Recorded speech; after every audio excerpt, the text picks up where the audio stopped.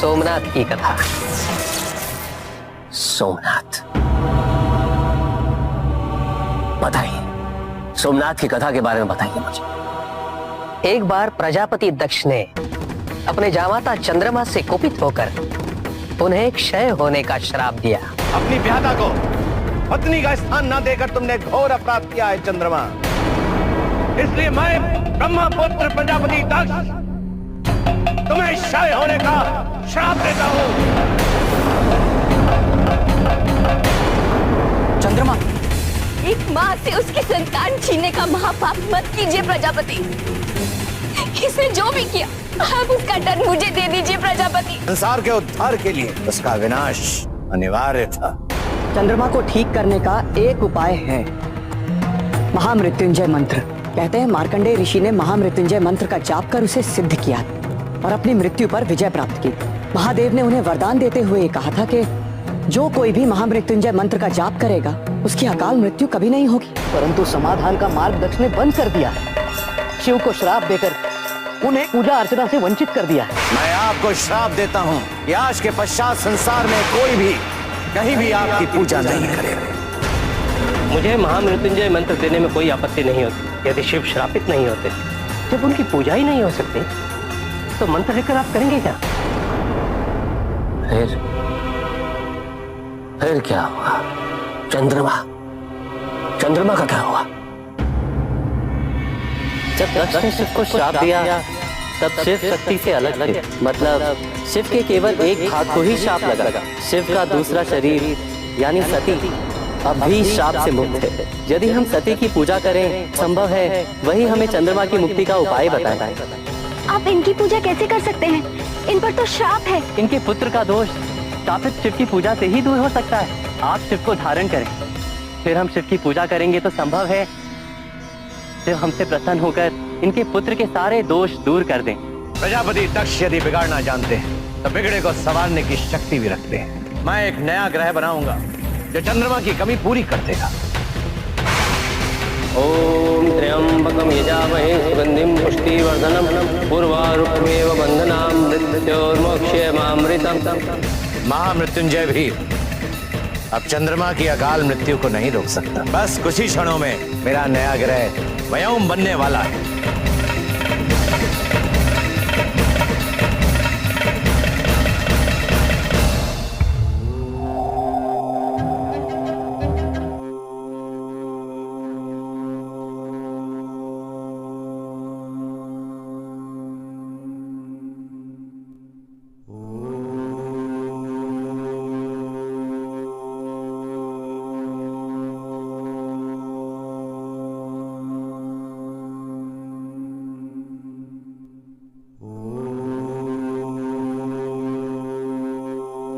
मुझे श्राप से मुक्त करा दिया। प्रजापति के श्राप से मुक्त नहीं हुए हैं चंद्रदेव। आपने रेवती से अपनी सहमति से विवाह किया, अतएव उन्हें अपनी पत्नी का सम्मान और अधिकार देना आपका कर्तव्य है। परंतु आपने अपने कर्तव्य का पालन नहीं किया और ये एक अपराध है। और अपराध के उत्तर में दंड मिलना निश्चित है। प्रजापति दक्ष ने चंद्रदेव को दंड देकर बिल्कुल सही किया। कोई सामान्य पिता होता तो आपका अवश्य क्षमा कर देता, किंतु वो सामान्य नहीं। तो प्रजापति दक्ष, इस समाज के संचालन का उत्तरदायित्व उनके कंधों पर। यदि वो अपने जमाता को क्षमा कर देते तो इस समाज में गलत संदेश पहुंचता। मुझे अति प्रसन्नता है प्रजापति ने अपने पारिवारिक संबंधों को त्याग कर न्याय धर्म का पालन किया। माफ कर दीजिए प्रभु, मैं आपको वचन देता हूँ कि व्यक्ति को मैं भविष्य में पूर्ण सम्मान दूंगा। फिर क्या हुआ? चंद्रदेव का अपराध क्षमा योग्य नहीं, परंतु सृष्टि के हित के लिए मैं इन्हें जीवन दान अवश्य किया।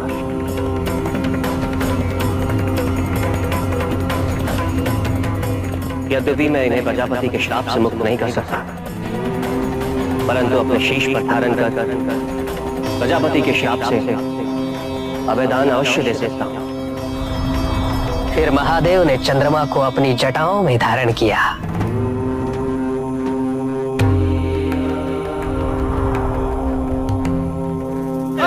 महादेव। प्रजापति दक्ष के श्राप के कारण मास के 15 दिवस तक आपका क्षय होगा चंद्रदेव, और प्रतिदिन आपका आकार छोटा होता चला जाएगा। परंतु मेरे अवधान के कारण फिर 15 दिवस प्रतिदिन आपका आकार बढ़ता चला जाएगा, और आप पूर्णिमा को अपने वास्तविक आकार में आ जाएंगे। और आपका ये चक्र हर माह सृष्टि के अंत तक चलता रहेगा। महादेव, मैं इस स्थान पर आपका भव्य मंदिर बनाऊंगा, और आज से इस स्थान को सोमनाथ तीर्थ के नाम से जाना जाएगा। और इस प्रकार महादेव ने चंद्रमा को प्रजापति दक्ष के श्राप से अभयदान देकर समस्त लोगों का कल्याण किया।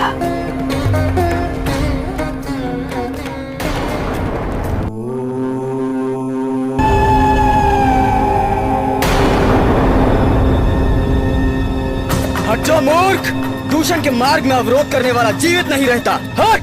ये महादेव की तपस्या कर रहे हैं।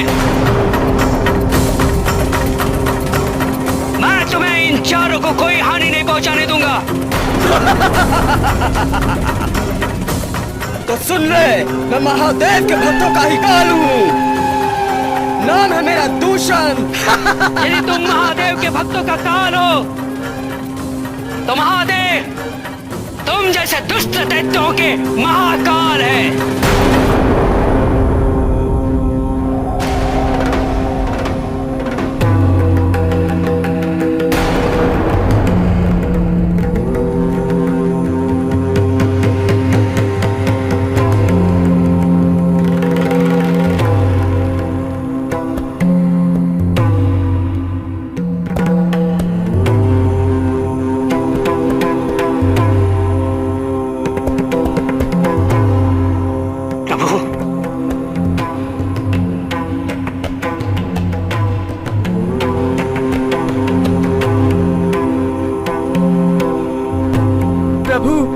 प्रभु,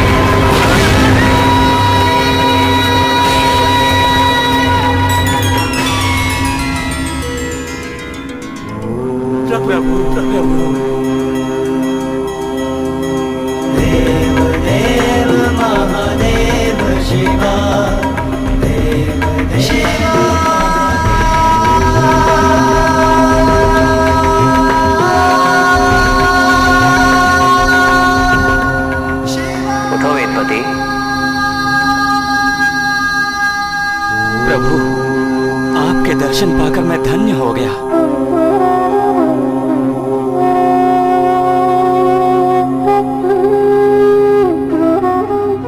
आपके भक्तों को सदैव आपका संरक्षण प्राप्त है, ये पुनः प्रमाणित हो गया प्रभु।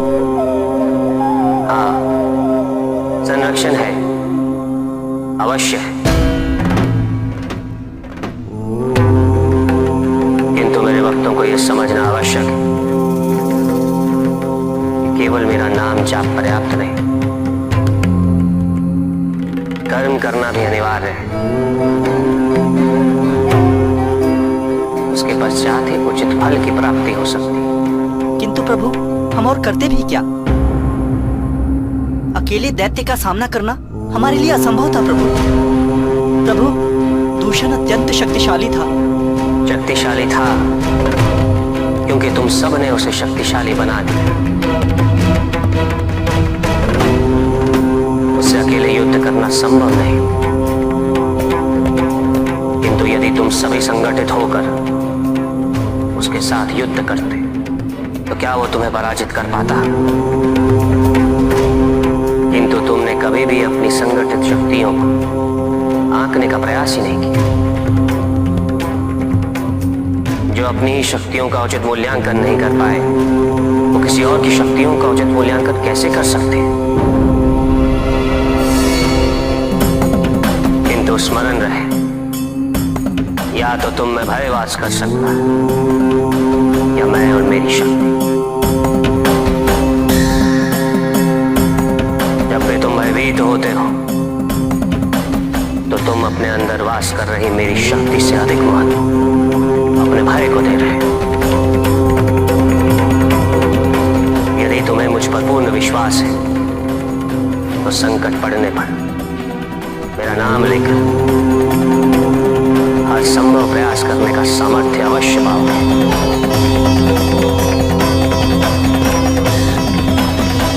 हे प्रभु, आपने न केवल मेरी अभी तो मेरे भाइयों और इस क्षेत्र की भी रक्षा की। प्रभु, आपने यहाँ पधार कर इस उज्जैनी को पुण्य भूमि में परिवर्तित कर दिया। आपकी यहाँ आवश्यकता है प्रभु, ताकि दूषण जैसे दुष्ट से ये क्षेत्र सदैव सुरक्षित रह सके और आपके भक्तों का मार्गदर्शन हो सके।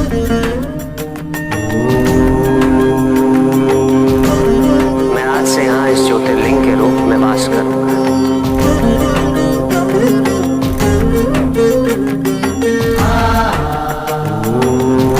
और जो भी सच्ची श्रद्धा, पवित्र मन और निस्वार्थ भाव से इसके दर्शन करेगा, उन्हें मेरा आशीर्वाद सदैव प्राप्त होगा। महादेव महादेव महादेव महादेव। ये स्थान चिरकाल तक महादेव की ऊर्जा से संप्रेषित रहेगा। उज्जैनी का ये स्थल महाकालेश्वर ज्योतिर्लिंग के नाम से जाना जाएगा।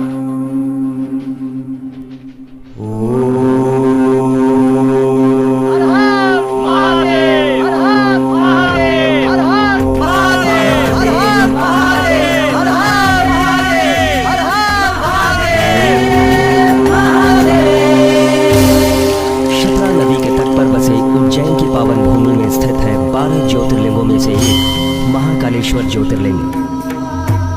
इस ज्योतिर्लिंग की विशेषता ये है कि ये दक्षिणमुखी है, इस कारण ये अन्य ज्योतिर्लिंगों से भिन्न है।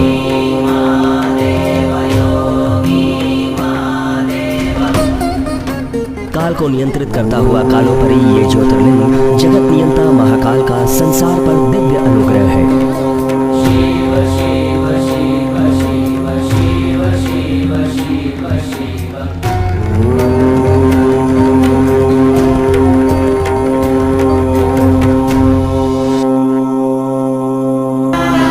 ऐसा एक ज्योतिर्लिंग है जिसे एक प्रकार से नारायण ने ही बनाया और स्थापित किया है। एक प्रकार से भगवान राम के रूप में अवतरित होकर महादेव के प्रति अपनी भक्ति की अभिव्यक्ति हेतु। महादेव के प्रति अपनी भक्ति, ये तो मैंने तो सुना था कि तीनों समकक्ष है। विष्णु की भक्ति महादेव के प्रति? हाँ, क्योंकि महादेव नारायण के आराध्य है और नारायण महादेव के आराध्य है। ये कैसी अनर्गल बात है ऋषि पिपलाद? विष्णु के लिए स्वयं ऐसी कौन सी आवश्यकता उत्पन्न हो गई कि उसे ज्योतिर्लिंग की स्थापना करनी पड़ी? लंका नरेश रावण सीता माता का हरण कर चुका था।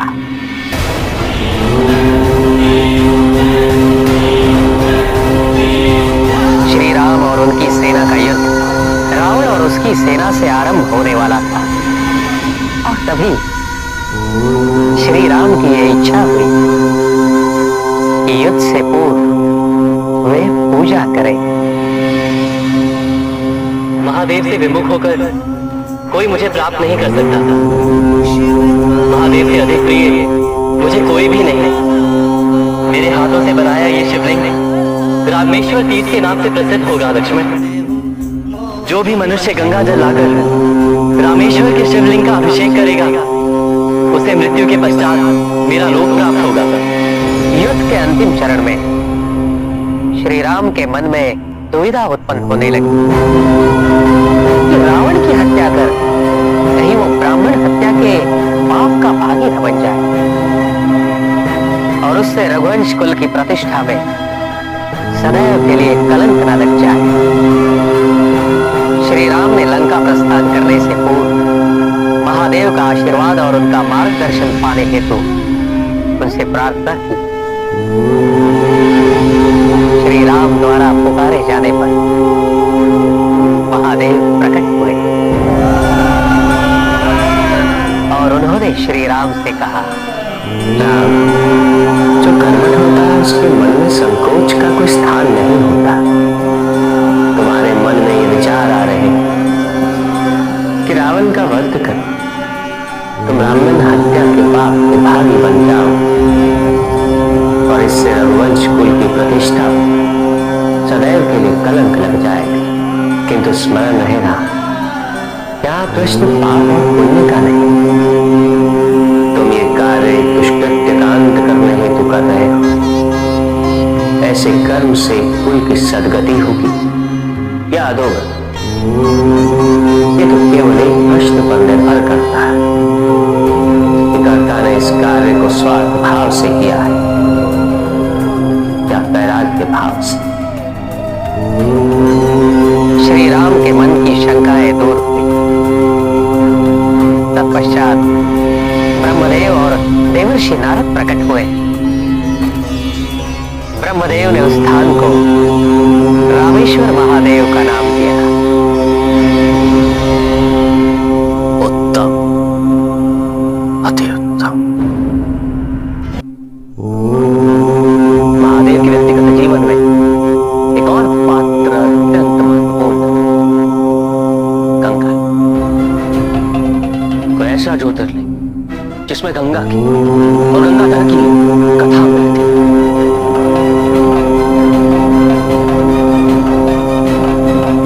त्र्यंबकेश्वर। त्र्यंबकेश्वर, अति उत्तम। महादेव के एक बहुत ही महान भक्त थे ऋषि गौतम। उनके समकालीन ऋषि पीताम्बर उनसे बहुत ही ईर्ष्या करते थे। पीताम्बर ने ऋषि गौतम को कलंकित करने का, अपमानित करने का प्रयास किया।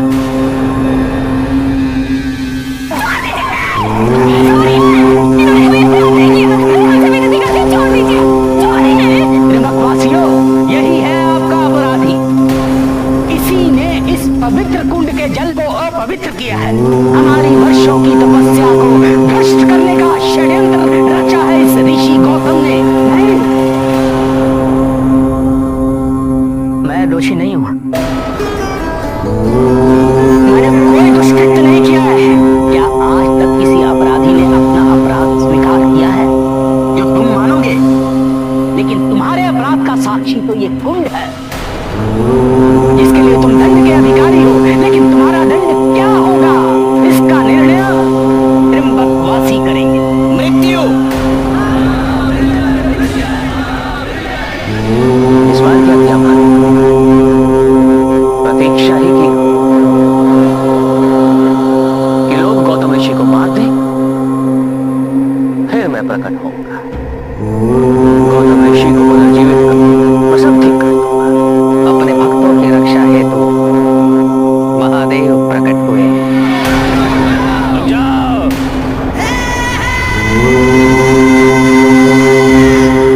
पत्थर इसकी ओर फेंका जाएगा वही पत्थर फेंकने वाले की तरफ तो उल्टी उतर से आएगा। अब देख क्या रहे हो, मारो।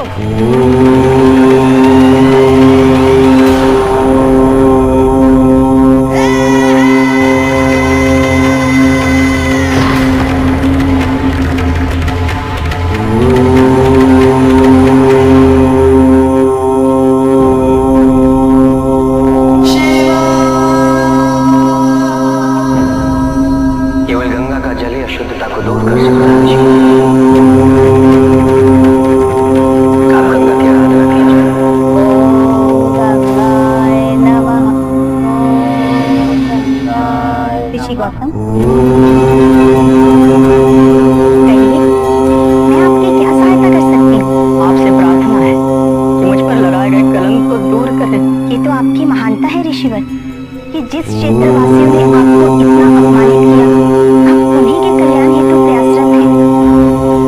मैं तो त्र्यंबक क्षेत्र में अवतरण हेतु तत्पर हूँ, किंतु मेरे वेग को स्थिरता प्रदान करने और मेरी तीव्रता को जागृत करने हेतु क्या त्र्यंबक क्षेत्र तत्पर है? यदि ऐसा संभव है तो मैं सदा के लिए वहां वास कर सकती हूँ। इसके लिए आपको शिव का वाहन करना होगा।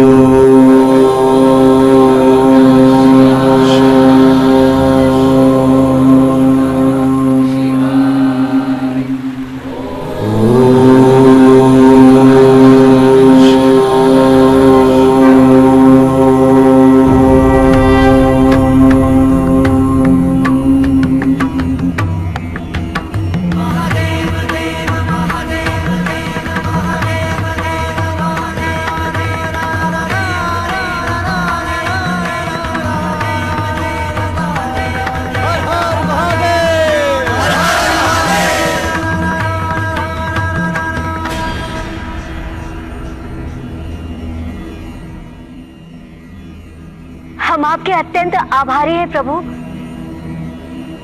आपकी ही कृपा दृष्टि से आज मैं कलंक से मुक्त हुआ प्रभु। मेरा आशीर्वाद आपके और त्र्यंबक वासियों के ऊपर सदैव बना रहेगा। मेरा ज्योतिर्लिंग यहीं स्थापित होगा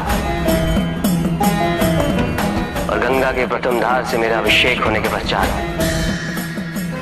ये जन साधारण को समर्पित कर दिया जाएगा। इसका नाम त्र्यंबकेश्वर होगा।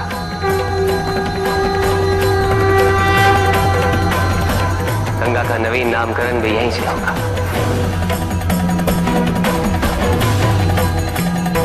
इसे यहां गोदावरी के नाम से जाना जाएगा।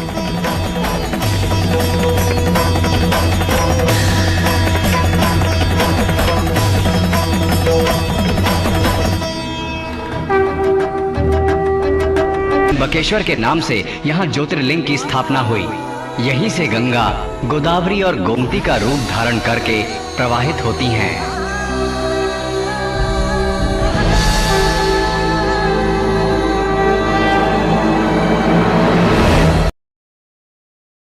मेरी प्रार्थना है कि आप यहाँ एक शिवलिंग स्थापन करें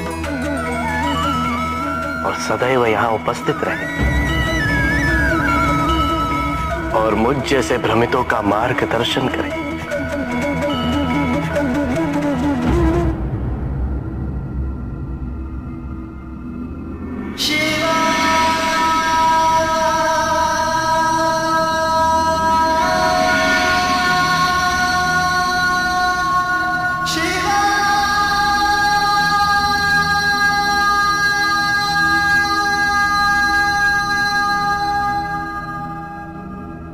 इस लिंग को ओंकारेश्वर के नाम से जाना जाएगा।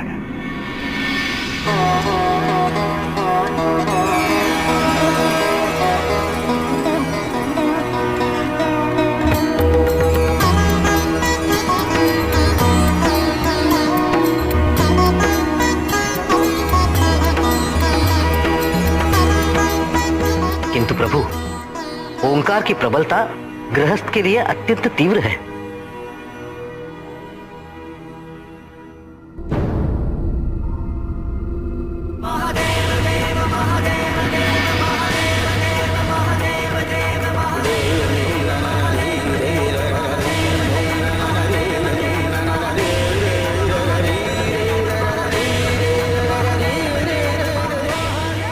पार्थिव लिंग से प्रकट हुए इस लिंग को अमलेश्वर के नाम से जाना जाएगा और ये दोनों एक दूसरे को संतुलित रखेंगे और जो भी यहां आएंगे उनकी ऊर्जाएं भी इन दोनों लिंगों के दर्शन से संतुलित होंगी। इसलिए वहां महादेव की ऊर्जा है, किंतु केवल महादेव की ऊर्जा ही नहीं, अपितु नारायण और ब्रह्मदेव की ऊर्जा भी है, क्योंकि ओम में तीनों की ऊर्जा निहित है। किंतु आप किसके पशु अर्थात किसके जीव है? मुझे नहीं पहचाना? मैं हूँ रावण। रावण? किंतु आप है कौन रावण जी? मूर्ख बालक, तेरे व्यर्थ के प्रश्नों का उत्तर देने का समय नहीं मेरे पास। किंतु आप इतना बड़ा पाषाण लेकर कहाँ जा रहे हैं?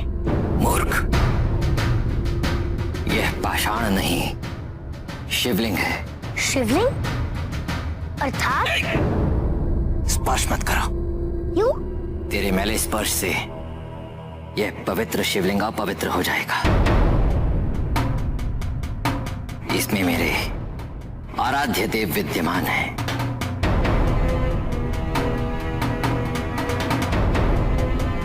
जा, जाकर अपने पशुओं को संभाल। किंतु आपके आराध्य इस पाषाण में क्यों है? आपके आराध्य का नाम क्या है और आप इन्हें कहाँ ले जा रहे हैं? आपके आराध्य मुझे दिख क्यों नहीं रहे?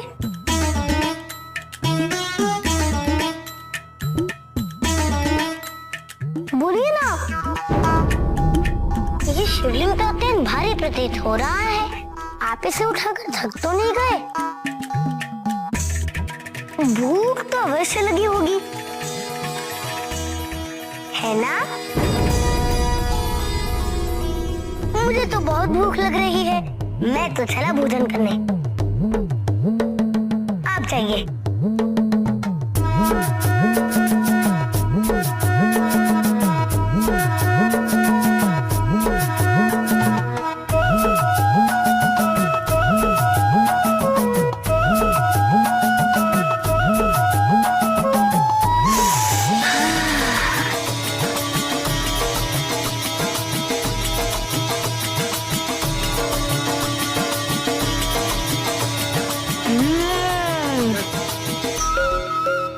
स्वादिष्ट, उत्तम, अति उत्तम।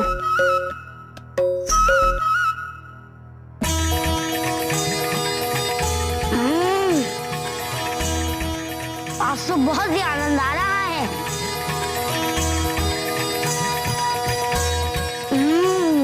अब अच्छा भाई, अब तुम इतना कह रहे हो तो थोड़ा भोजन मैं भी कर ही लेता हूँ।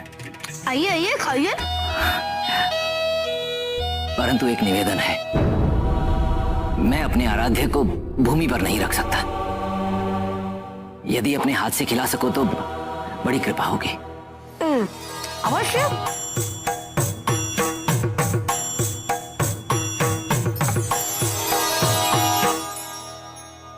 भोजन तो समाप्त हो गया रावण जी।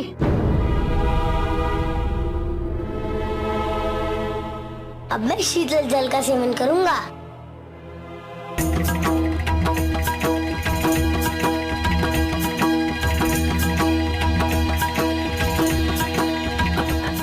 थोड़ा मेरे लिए भी।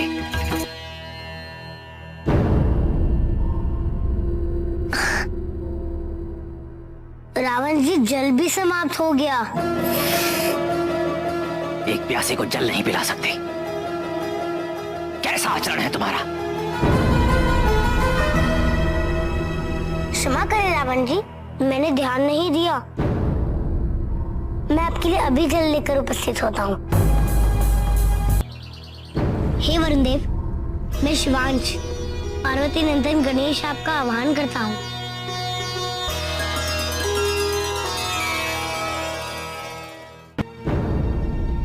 ये लीजिए रावण जी, आपके लिए स्वच्छ जल। इतनी प्रतीक्षा करवाई तुमने, कहां से जल लाने गए थे? क्षमा कीजिए रावण जी, और क्रोधित ना हो, कि जल ग्रहण करें।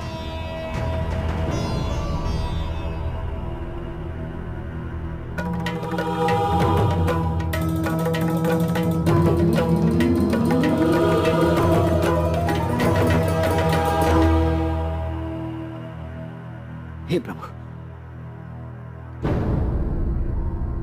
तुम्हारे कारण कितना विलंब हुआ। यदि अब तक चलता रहता तो कितना दूर निकल गया होता।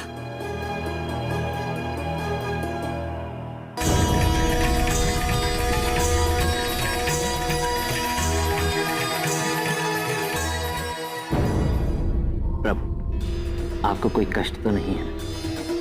यदि हो तो संकोच न कीजिएगा।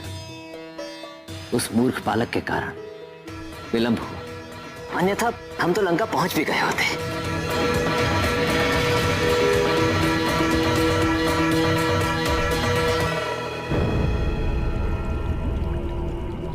इस समस्या को भी अभी उत्पन्न होना था। क्या करूं मैं? इस अवस्था में लंका पहुंचना तो असंभव है। इस समस्या का कोई निवारण तो खोजना ही होगा। यदि इस वन में कोई मिल जाए जो कुछ क्षणों के लिए ही इस शिवलिंग को पकड़ ले, तो मैं अपनी समस्या से मुक्ति पा लूं।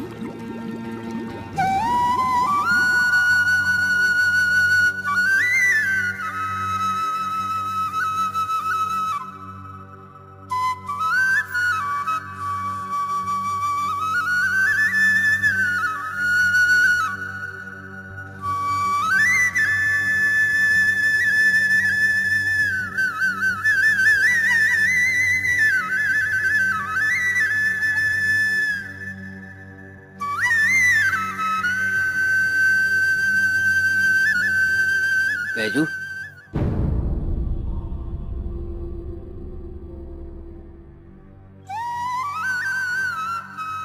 बैजू जी, श्री बैजू जी, आप कितने दयालु हैं। आप मेरे लिए जल लेकर आए और मैं आपका धन्यवाद भी नहीं कर पाया। परंतु मैं एक समस्या में घिर गया। लगता है जल ग्रहण कुछ अधिक ही हो गया। आपकी सहायता चाहिए।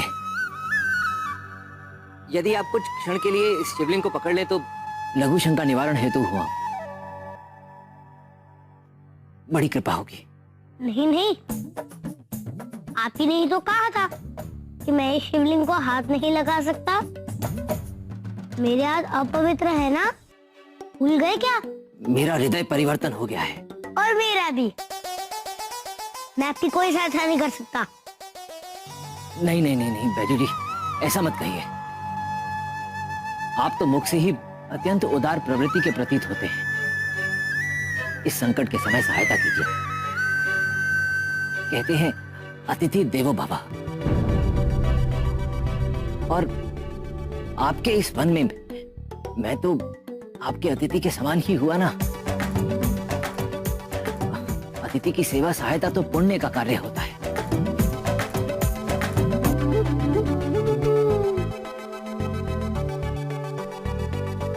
किंतु ये पुण्य अत्यंत भारी प्रतीत हो रहा है।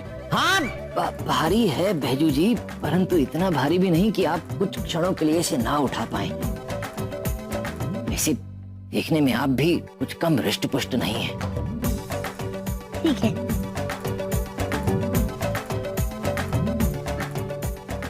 दीजिए। ये लीजिए। एक निवेदन और है, इस शिवलिंग को भूमि पर मत रखिए। ये क्या कह रहे हैं आप? ऐसा क्यों? तो मुझे वापस भी तो लौटना है अपने पशु लेकर। सूर्यास्त होने के पूर्व यदि आप नहीं लौटे तो मैं शिवलिंग को यही रखकर प्रस्थान कर जाऊंगा। सूर्यास्त होने में तो अभी समय शेष है। मैं उससे पहले ही आ जाऊंगा।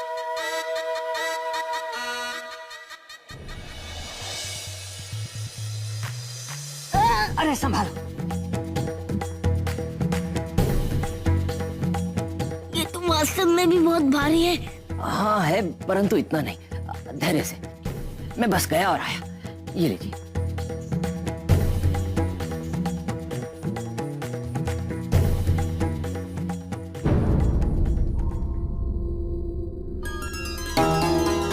वनदेव, रावण पिताजी को अपने साथ लंका ले जा रहा है। मुझे उसे रोकना है।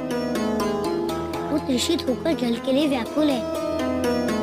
मैं चाहता हूँ कि आप उसकी प्यास बुझाएं, किंतु ऐसे कि उसे आभास ही ना हो कि वो कितना जल ग्रहण कर गया। मैं इस कुंभ में इस जलाशय को एकत्रित करके भर दूंगा। इस जल को ग्रहण करते ही रावण के भीतर ये जलाशय अपना वास्तविक रूप फैलने लगे और फिर रावण को अपने कष्टों से मुक्ति पाने हेतु शिवलिंग को भूमि पर तो रखना ही होगा।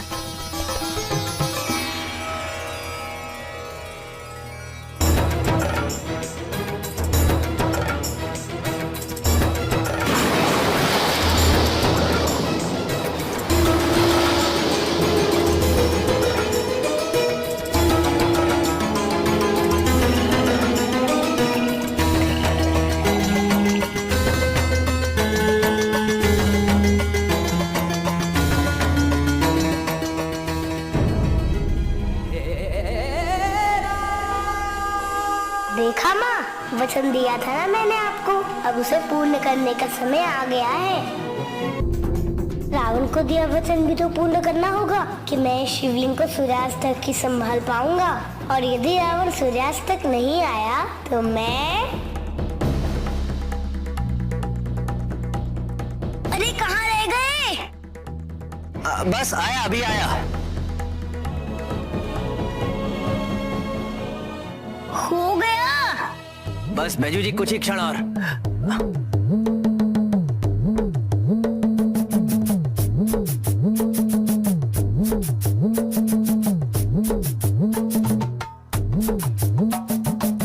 सूर्यास्त होने वाला है रावण जी। क्या मैं शिवलिंग को भी यहीं रख दूं? नहीं नहीं नहीं, मैं आ रहा हूं।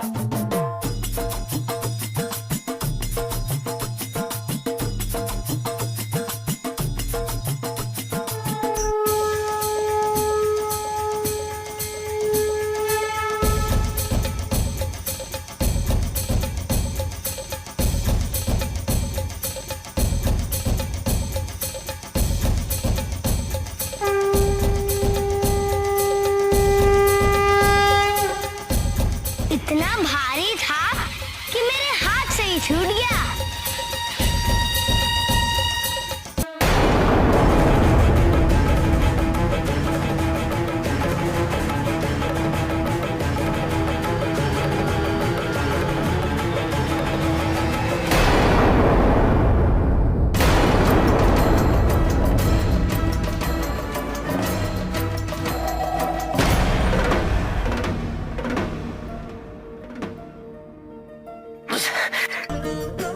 मैंने तुमसे कहा था रावण, तुम मुझे जहां भी रख दोगे मैं वहीं स्थापित हो जाऊंगा,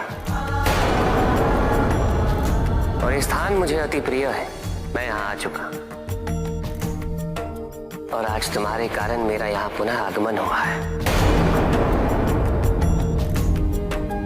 आज से मेरा एक अंश सदैव यहां विद्यमान रहेगा।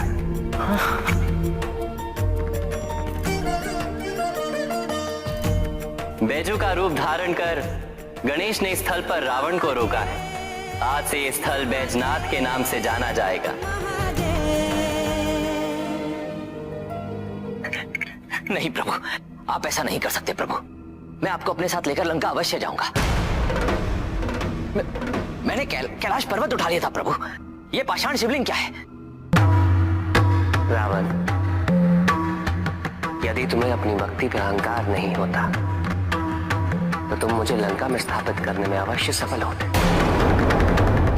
तुम विद्वान हो, किंतु तुम ये नहीं समझ पाए कि अभिमान का परिणाम सदैव अनर्थकारी होता है।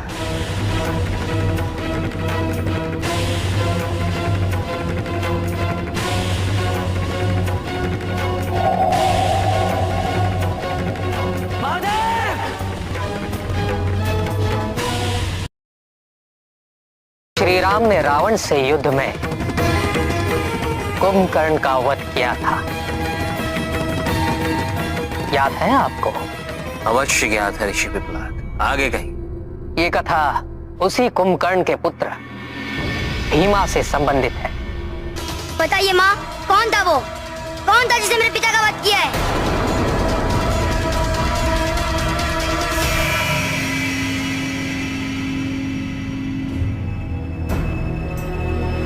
ठीक है पुत्र, तुम सत्य जानना चाहते हो ना? तुम्हारे पिता कुंभकर्ण का वध उसी युद्ध में उसी के द्वारा हुआ था जिसने तुम्हारे पिता के बड़े भाई लंकापति रावण का वध किया। नारायण के मानव अवतार राम।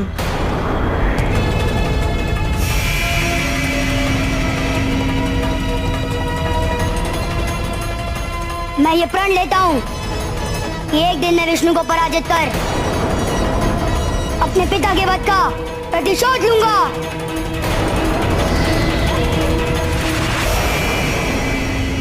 ओम ब्रह्मदेवाय नमः। ओम ब्रह्मदेवाय नमः। ओम ब्रह्मदेवाय नमः। ओम ब्रह्मदेवाय नमः। ब्रह्मदेव, मुझे आप ऐसा वरदान दीजिए कि मैं अत्यधिक बलशाली और बलवान बन सकूं। केवल वही नहीं, मेरी मृत्यु शक्ति द्वारा कदापि ना हो जिसने मेरे पिता का वध किया। हाँ, विष्णु या विष्णु का कोई भी अवतार मुझे परास्त ना कर सके। उचित है भीमा, मैं तुम्हें वरदान देता हूं। तथा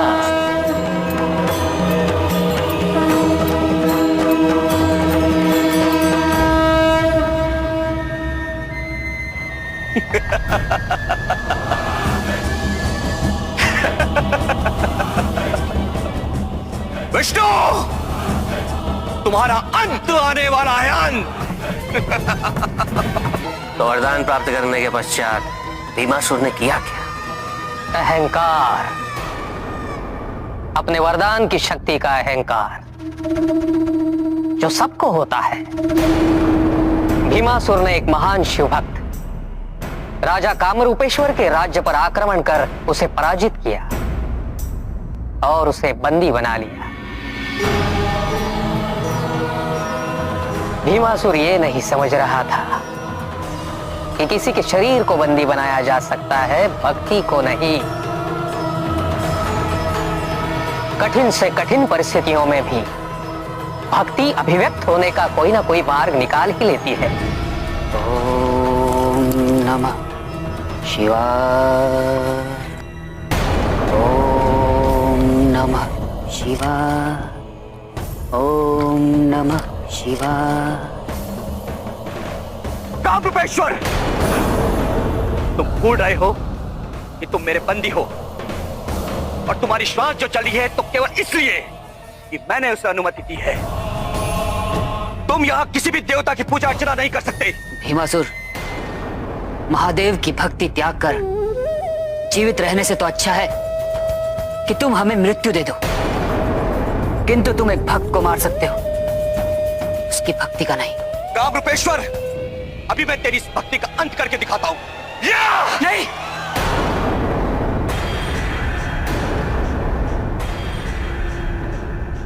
भीमासुर सोच रहा है कि वो शिवलिंग को खंडित करके महादेव को अपमानित कर देगा, किंतु वो ये नहीं जानता कि महादेव को ना अपमान का भय है और ना सम्मान का मोह। वो उनकी तटस्थता से अवगत नहीं। किंतु प्रभु, जब महादेव साधना में है तो भीमासुर को इस दुस्साहस का दंड अवश्य मिलना चाहिए।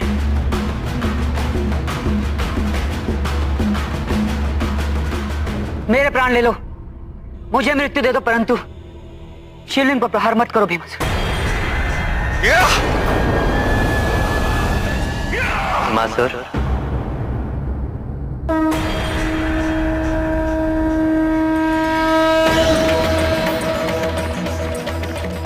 नारायण,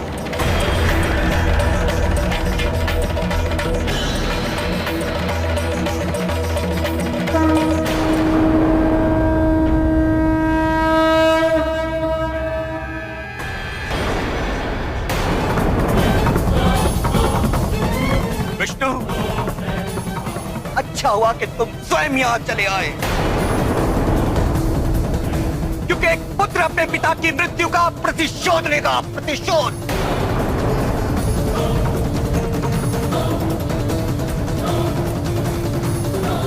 तुम मेरा कुछ भी नहीं बिगाड़ सकते, कुछ भी नहीं। ब्रह्मदेव ने मुझे वरदान दिया है विष्णु, वरदान। मैं यहाँ कुछ बिगाड़ने नहीं आया भीमासुर, केवल महादेव के भक्त की रक्षा करने आया।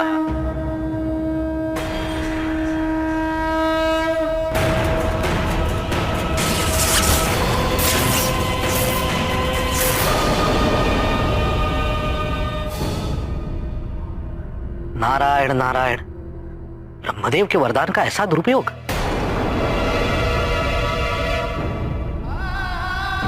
हे महादेव, इस दुष्ट को रोकिए प्रभु, अन्यथा अनर्थ हो जाएगा प्रभु, अनर्थ हो जाएगा।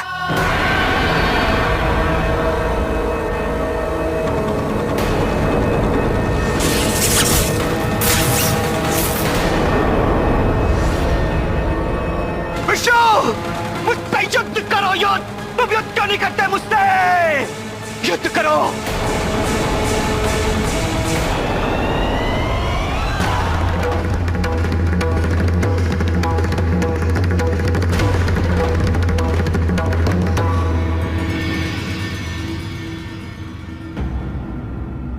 महादेव,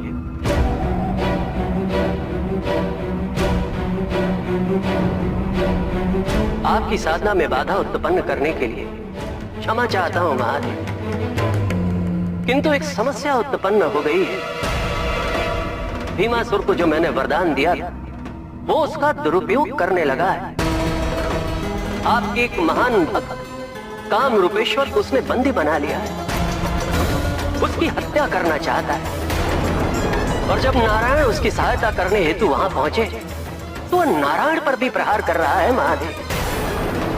मेरे द्वारा दिए गए वरदान का सम्मान करने हेतु नारायण उस पर प्रहार नहीं करेंगे, किंतु भीमासुर को उसके दुष्कृत्य और दुस्साहस का मूल्य तो चुकाना होगा महादेव।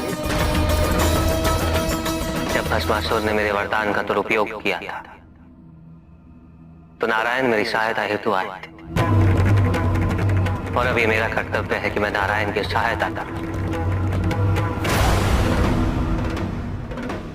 विष्णु, मैंने प्रण लिया है तुम्हें युद्ध में परास्त करके मैं अपने पिता के मृत्यु का प्रतिशोध लूंगा, प्रतिशोध। और इसके लिए तुम्हें मुझसे युद्ध करना होगा, युद्ध।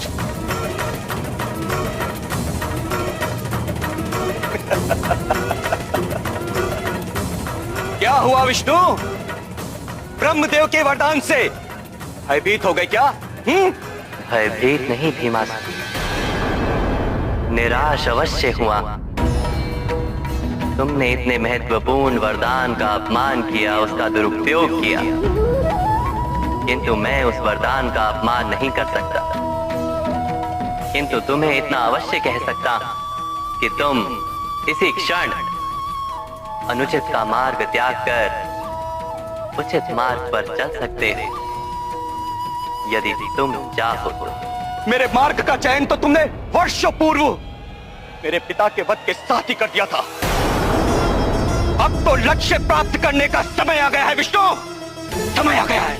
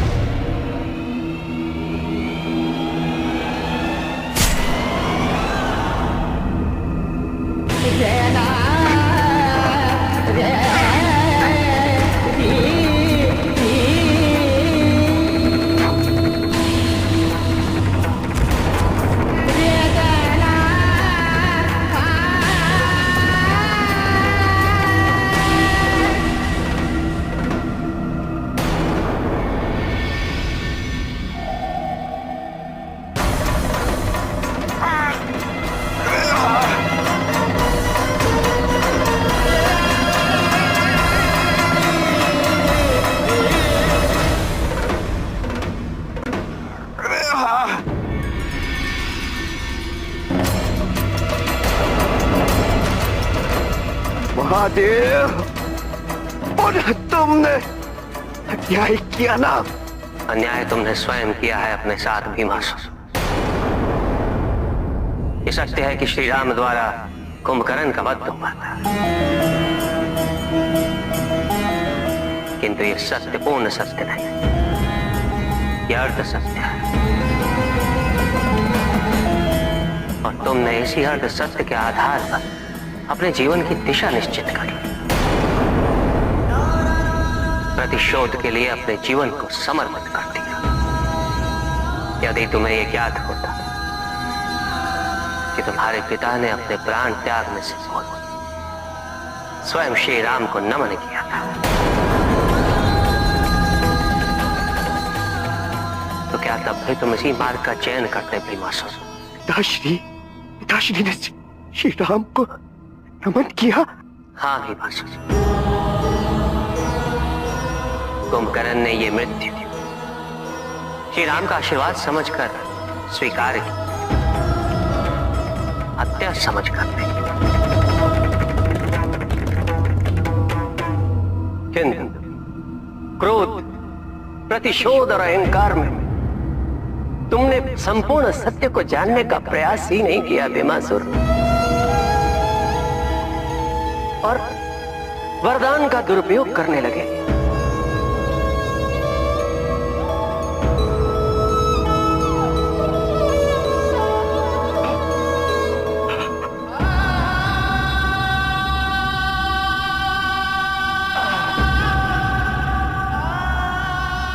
और इस प्रकार महादेव ने भीमासुर के क्रोध और अहंकार का अंत किया।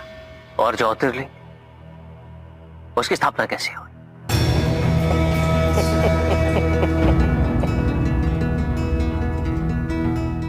हे प्रभु, आपने अपने भक्त की रक्षा की, मेरी भक्ति का मान रखा। प्रभु,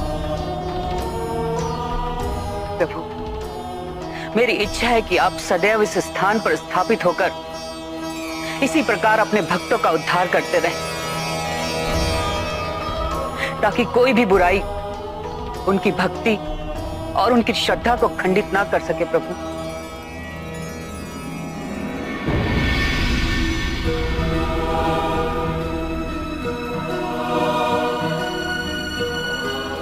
महादेव,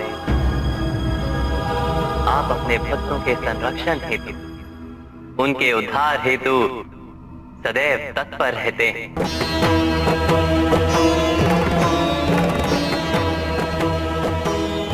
आज आपने न केवल भीमासुर के अहंकार का नाश किया, अपितु ब्रह्मदेव के वरदान का मान रखने हेतु मेरी सहायता भी की।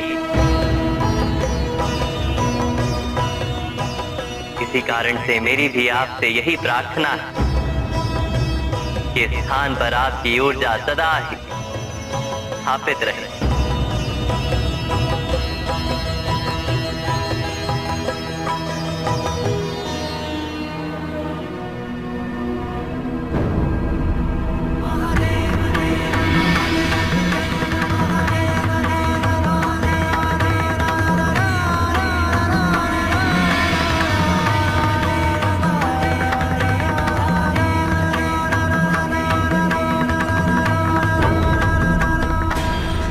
इस पवित्र स्थान को भीमाशंकर ज्योतिर्लिंग के नाम से जाना जाएगा।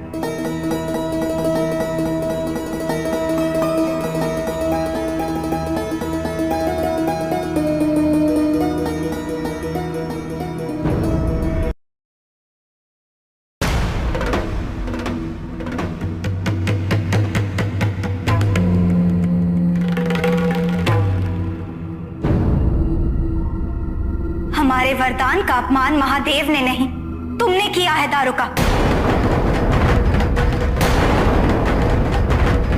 उसे शोषण का साधन बना के आज यहां जो भी हो रहा है वो परिणाम है तुम्हारे स्वार्थ का, तुम्हारी महत्वाकांक्षा का। तुमने न केवल मनुष्यों को कष्ट पहुंचाया है, अपितु असुरों की इस अवस्था का कारण भी तुम ही हो। जगत कल्याण के आभरण में तुमने इस संसार में अपना वर्चस्व स्थापित करने की मंशा हमसे छुपाई, और तुमने इस प्रकरण में महादेव का, हमारे स्वामी का अपमान करने का दुस्साहस किया है दारुका।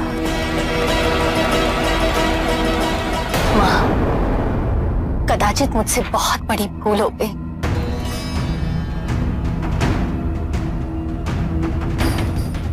मुझे क्षमा कीजिए। मेरा मार्गदर्शन कीजिए माँ। मैं आसुरों के पतन का कारण नहीं बनना चाहती। मैं तो केवल उनका उद्धार करना चाहती हूँ माँ।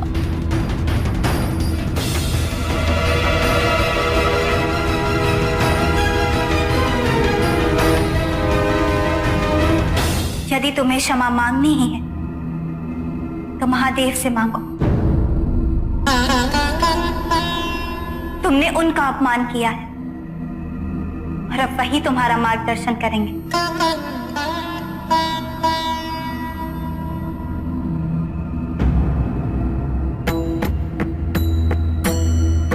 प्रभु, मैं अहंकार में बह गई थी। मुझे अपनी मूर्खता का आभास ही न हुआ।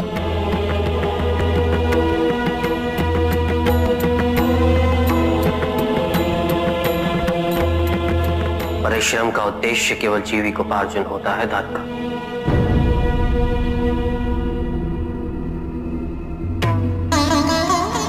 और उसे उसी तक सीमित रहना चाहिए। परिश्रम से हमें भोजन प्राप्त होता है और उससे हमारी क्षुधा मिटती है।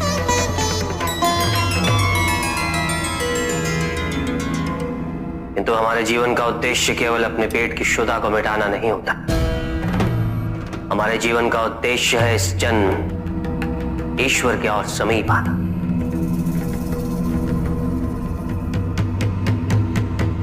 और ये केवल आत्मा के विकास से ही संभव है। और आत्मा का विकास केवल चिंतन, मनन, संगीत और सत्संग से ही संभव होता है।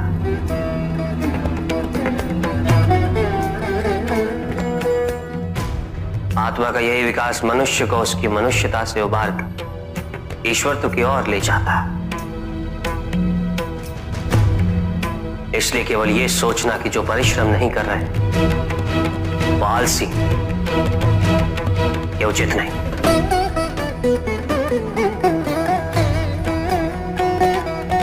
तुम ये कैसे भूल गए कि स्वयं शक्तिशाली बनने हेतु, वरदान प्राप्त करने हेतु तुमने पार्वती की तपस्या की। क्या तुम अपनी तपस्या को आलस्य का उदाहरण मानोगी?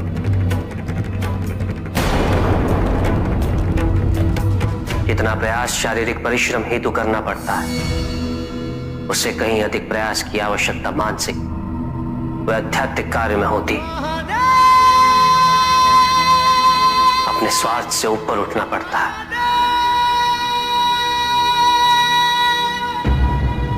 अपने आराध्य में ध्यान केंद्रित करना पड़ता है। समर्पण सरल नहीं है दारुका।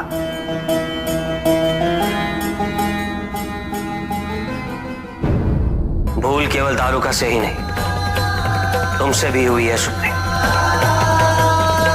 हमारे लिए वे इस प्रसंग से कुछ समझना आवश्यक है। जीवन के महत्वपूर्ण 4 स्तंभ हैं: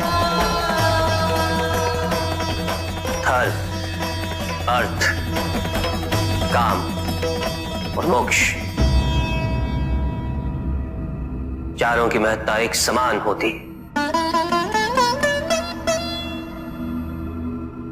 केवल धर्म के लिए शेष तीनों उद्देश्यों से विमुख हो जाना ये उचित नहीं और ये ईश्वर को भी स्वीकार्य नहीं। यदि केवल धर्म को महत्ता दी जाए तो संतुलन उत्पन्न होता।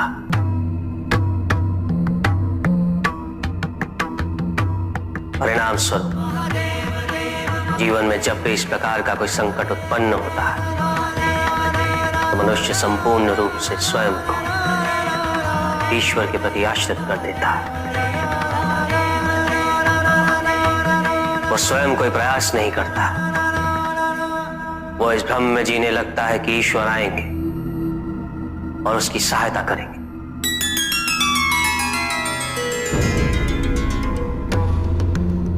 किंतु ईश्वर केवल उसी की सहायता करते हैं तो स्वयं अपनी सहायता करने का साहस कर, जो अपनी परिस्थिति को परिवर्तित करने का प्रयास कर।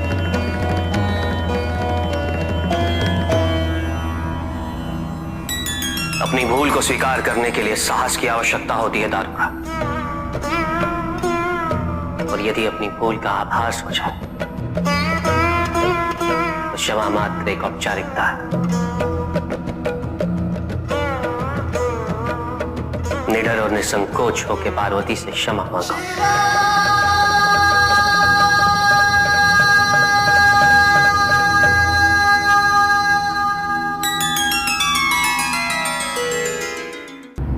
दारुका, स्वामी ने कहा ना, जब अपनी भूल का आभास हो जाए तो अब तुम्हें क्षमा मांगने की कोई आवश्यकता नहीं।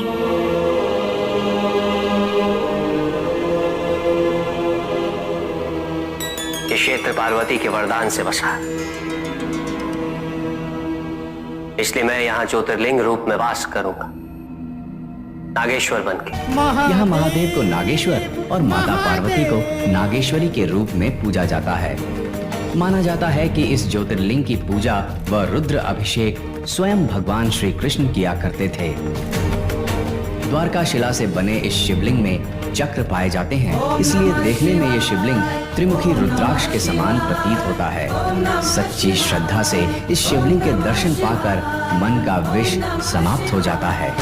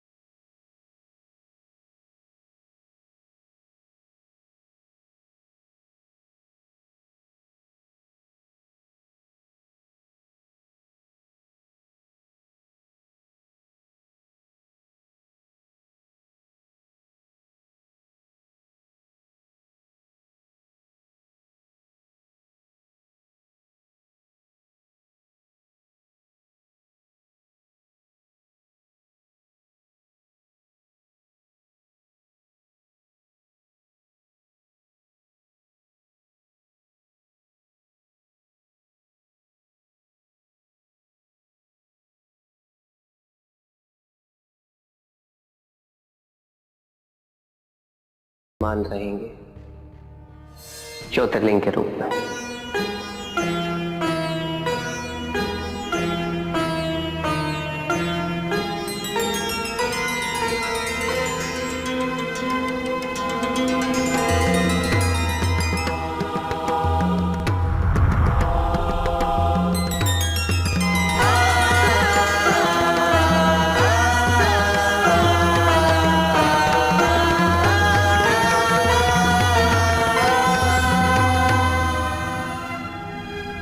ये ज्योतिर्लिंग मल्लिकार्जुन ज्योतिर्लिंग के नाम से जाना जाएगा।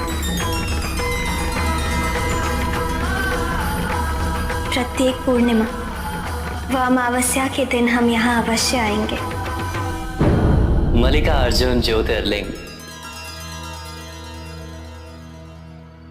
ये पहला ऐसा ज्योतिर्लिंग है जिसमें देवी पार्वती और महादेव सम्मिलित रूप से स्थापित हैं। मल्लिका देवी पार्वती है और अर्जुन महादेव है।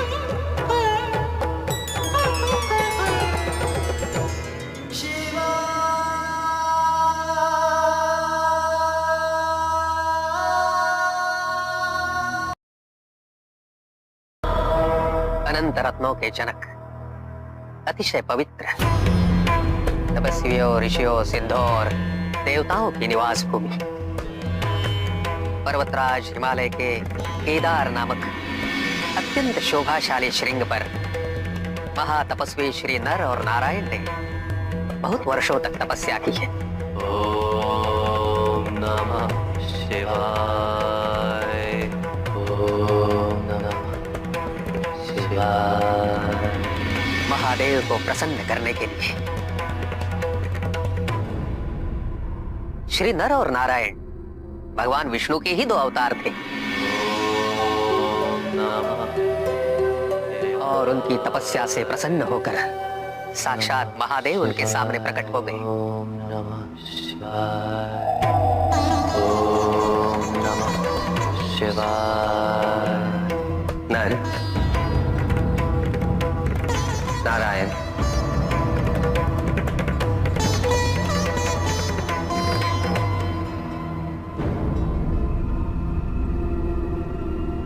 तुम दोनों की तपस्या से मैं अत्यंत प्रसन्न हूं। मांगो, मनोवांछित वरदान मांगो।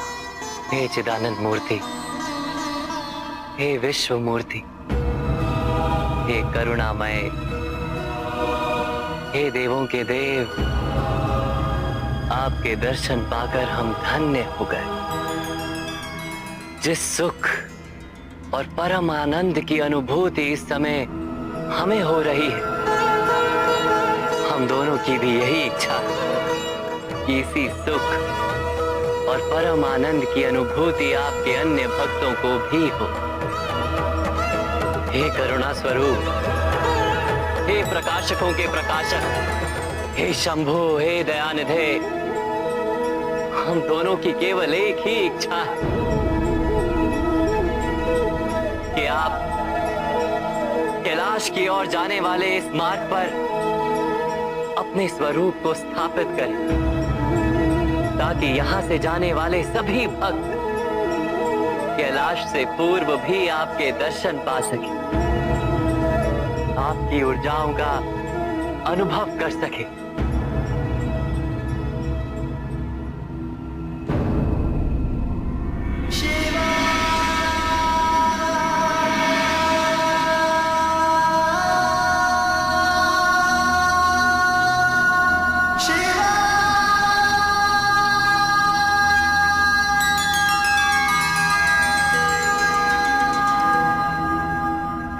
आज से लेकर चिरकाल तक केदार श्रृंग पर स्थित इस ज्योतिर्लिंग को केदारनाथ के नाम से जाना जाएगा। यहाँ आकर मेरा दर्शन, पूजन करने वाले भक्तों को लौकिक फलों की प्राप्ति होगी, अचल शिव भक्ति की प्राप्ति होगी, मोक्ष की प्राप्ति होगी।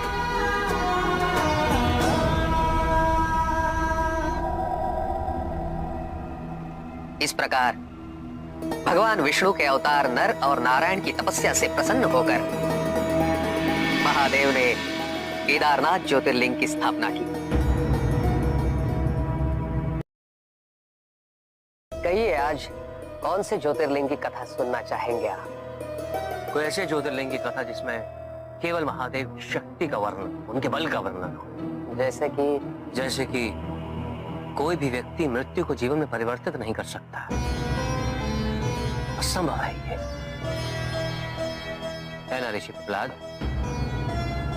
क्या आपके महादेव के लिए यह संभव है? वो इस विकल्प का चयन नहीं करते हैं। इसका अर्थ ये हुआ कि यदि वो चाहें तो चयन अवश्य कर सकते हैं, है ना? महादेव नियति के विरुद्ध कुछ नहीं करते हैं, किंतु ऋषि पिपलाद यदि वो चाहें तो कर सकते हैं या नहीं? महादेव के लिए कुछ भी असंभव नहीं है। उत्तम, अति उत्तम। तो क्या इन ज्योतिर्लिंगों की कथाओं में कोई भी ऐसी कथा है जिसमें स्वयं महादेव ने मृत व्यक्ति को जीवित किया? हाँ है। तो कहिए ऋषि पिपला, कौन सा ज्योतिर्लिंग? घुश्मेश्वर ज्योतिर्लिंग। घुश्मेश्वर। दक्षिण में एक ब्राह्मण था, सुधर्म, और उसकी पत्नी सुदेहा।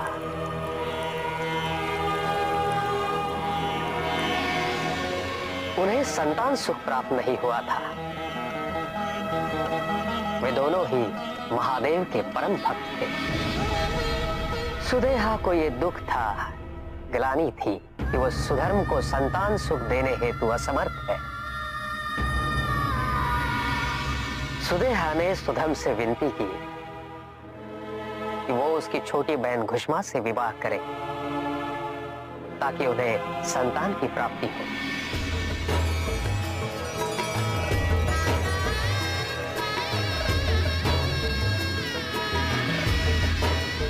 घुष्मा महादेव की भक्त थी,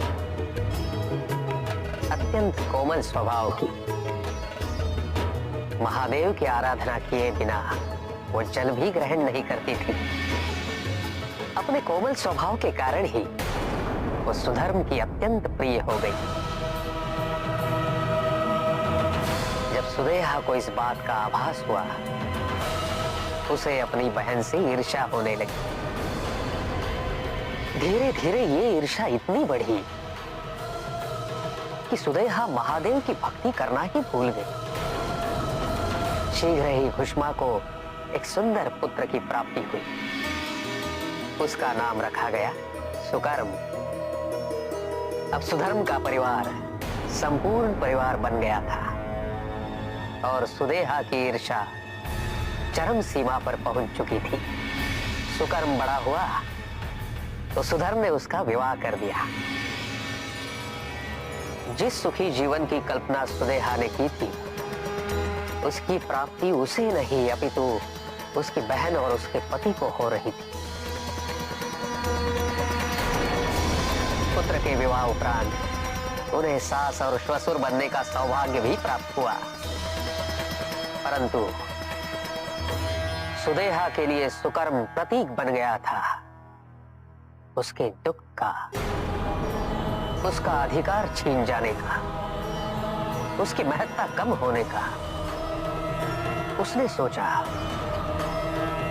यदि वो सुकर्म का ही अंत कर दे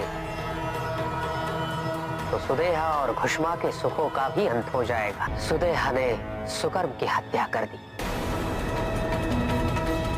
और सुकर्म के मृत शरीर को उसी कुंड में प्रवाहित कर दिया जिसमें घुष्मा शिवलिंग का विसर्जन करती थी। इतनी पीड़ा सहकर भी घुष्मा की भक्ति में कोई अंतर नहीं आया। जब उसके पुत्र का दाह संस्कार होने वाला था, तब भी घुष्मा महादेव की आराधना कर रही थी। उसी भक्ति, श्रद्धा और संपूर्णता के साथ उसके उद्धार हेतु महादेव ने उसे दर्शन दिए।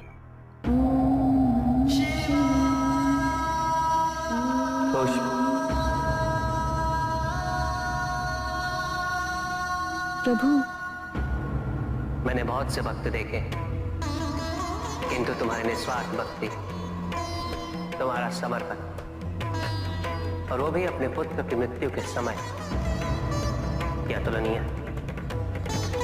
कहो, क्या वरदान चाहिए तुम्हें? प्रभु, जिसने आपके दर्शन पा लिए, उसे और क्या चाहिए? सुदेहा ने तुम्हारे साथ घोर अन्याय किया, इसके अपराध का दंड से अवश्य मिलेगा। कहो घोष, क्या दंड दूं मैं इसे? प्रभु, क्या है प्रभु? मुझ जैसी दुष्टा को जीने का कोई अधिकार नहीं है। मुझे मृत्यु दंड दीजिए। प्रभु, दीदी को क्षमा कर दीजिए। यदि उन्हें बोध होता कि ये कितना बड़ा पाप है, तो वो ये कदापि नहीं करते। क्षमा करना अत्यंत कठिन होता है घोष, और वो भी ऐसे अपराध की। किंतु जो मेरे सच्चे भक्त हैं, उनके हृदय में दया का कभी अभाव नहीं होता, क्योंकि उन्हें सदैव ये विश्वास होता कि मैं कभी उनके साथ अन्याय नहीं होने दूंगा। तुमने अपनी दया का प्रमाण देकर अपनी सच्ची भक्ति को सिद्ध किया, और मैं अपने सच्चे भक्तों की पीड़ा कभी सहन नहीं कर सकता। वो देखो खुश, कोई लौट के आया है।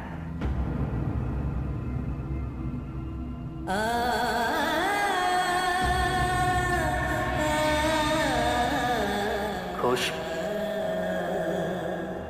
तुमने अभी तक मुझसे कोई वरदान नहीं मांगा। मेरी एक ही इच्छा है प्रभु, कि जैसे आपने मेरा दुख दूर कर दिया और जैसे मेरी बहन की ईर्ष्या को दूर कर दिया, वैसे ही इस संसार का सारा दुख दूर होता रहे प्रभु। सबको आपका मार्गदर्शन मिले। इसीलिए प्रभु, मैं आपसे यही मांगती हूँ कि आप यहीं पे वास कीजिए। धन्य हो घोष, तुम्हारे मन में संसार के कल्याण की प्रति भावना वास करती। तुम्हारी भक्ति, तुम्हारी पवित्रता के कारण मैं सदैव यही रहूंगा। अनंत काल तक ये समस्त संसार तुम्हारी करुणा का स्मरण करता रहेगा। इसलिए ये धाम कुष्मेश्वर ज्योतिर्लिंग के नाम से प्रसिद्ध होगा। और इस प्रकार महादेव ने एक भ्रमित भक्त को ईर्ष्या से मुक्त किया और दूसरे भक्त को आशीर्वाद दिया। सृष्टि के निर्माण उपरांत एक बार नारायण ने तप के लिए महादेव से उत्तम स्थान के निर्देश की याचना की। महादेव ने अपनी प्रेरणा से समस्त तेज संपन्न अत्यंत शोभायमान पंचकोशी नगरी का निर्माण किया।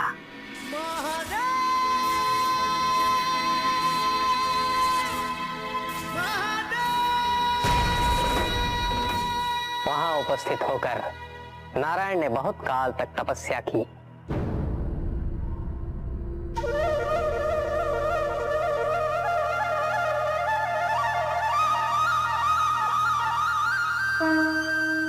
नारायण की तपस्या के अनंतर ही उस क्षेत्र में महादेव की कृपा से अनेक नदी नद सरिताएं उत्पन्न हुई।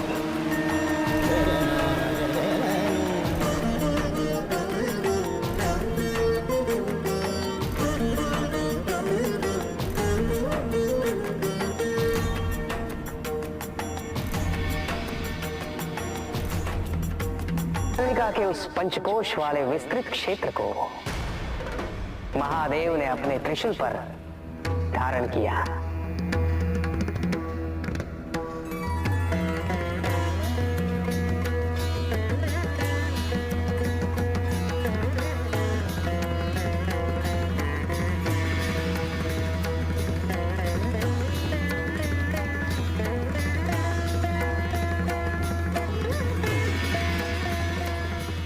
महादेव ने अपनी शक्ति से उस पंचकोशी तीर्थ को सभी 14 लोकों से पृथक रखा और आगे इन सब से अलग उसको मृत्युलोक में स्थापित किया।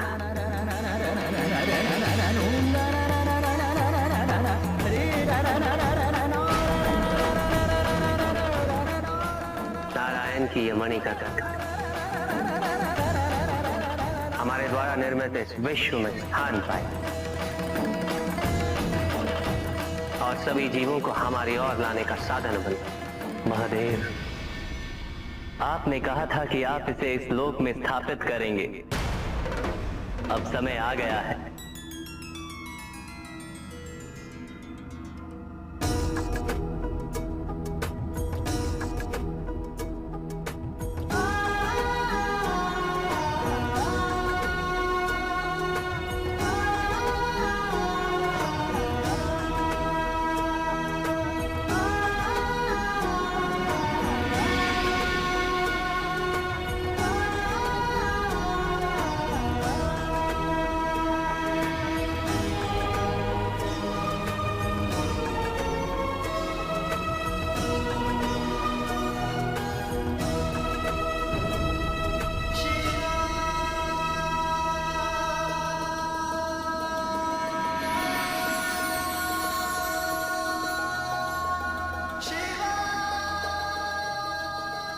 महादेव की कृपा से उस मणिकर्णिका का विस्तार पंचकोश तक हो गया।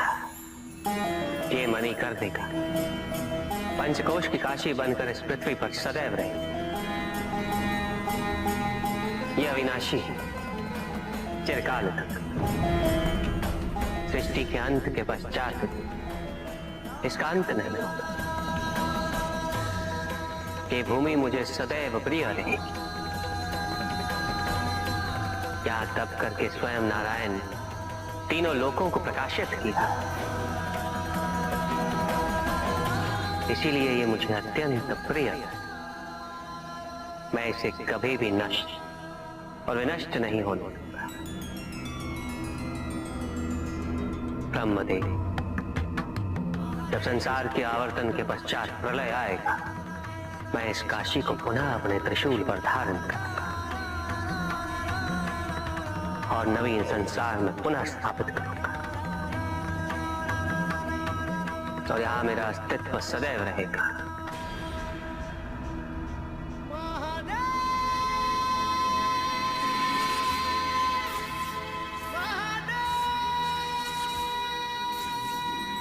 महादेव ने उस क्षेत्र से अपने आत्मिक योग को ध्यान में रखते हुए अपने ज्योतिर्लिंग को वहां स्थापित किया, जो इस क्षेत्र से कदापि पृथक नहीं हो सकता।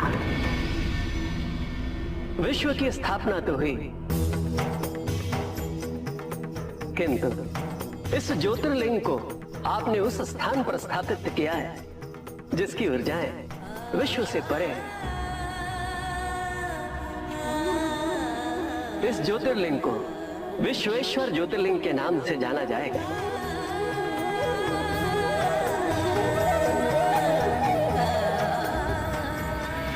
महादेव उस काशी को अपने त्रिशूल पर प्रलय और अनिष्ट की स्थिति में धारण कर उसका संरक्षण करते रहते हैं।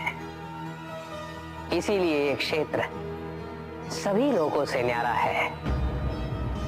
नारायण की मणि गिरते ही उस स्थान का नाम मणिकर्णिका तीर्थ पड़ गया।